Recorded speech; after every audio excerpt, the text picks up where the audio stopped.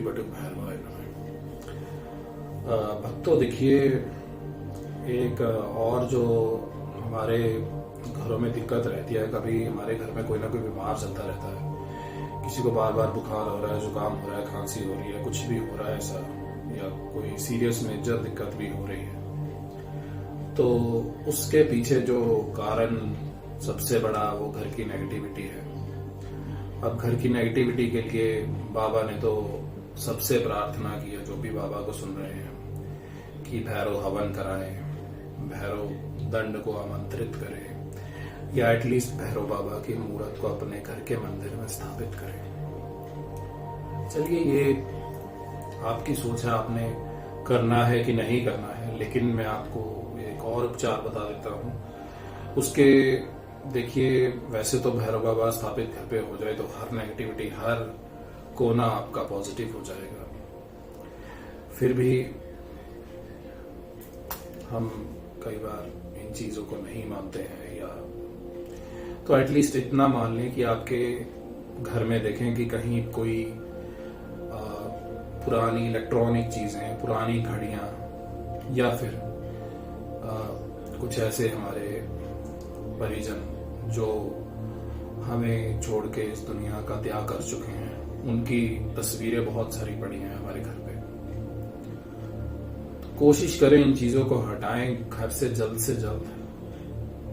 किसी भी कोने में पड़ी है, स्टोर में पड़ी है तो घर पे ही। तो वो कोने में पड़ी हुई चीज भी पूरे घर में, जैसे बाबा मंदिर में स्थापित होकर पूरे घर को, पूरे एरिया को, पूरे ऑरा को पॉजिटिव करते हैं, ऐसे ये नेगेटिव चीजें भी आपके घर को नेगेटिव करने में पूरा अपना योगदान दिए जा रही हैं। अब ये आप पर है कि आपने उस चीजों से मुक्त होना है या नहीं होना है।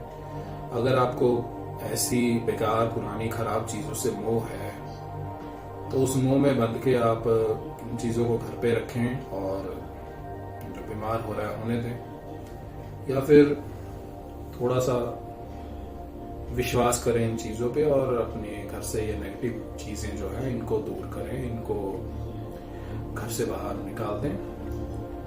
और बात रही तस्वीरों की, जो मैंने कहा है, तो उनको आप किसी नदी में विसर्जित कर सकते हैं।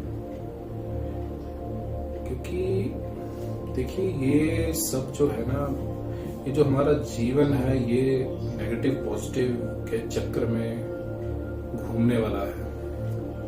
कभी हमारा जीवन बहुत नेगेटिव है, कभी हमारा जीवन बहुत पॉजिटिव भी है। तो यही जीवन है, लेकिन इसको बैलेंस करने के लिए हमें अपनी तरफ से अपने कर्म करने होंगे। खुद को हमें सेफ रखना है, हमारे सराउंडिंग में हमें अपनों को, हमारे अपने जो हमारे साथ रह रहे हैं, उनको सेफ रखना है। तो हमें इन चीजों पर ध्यान देना होगा।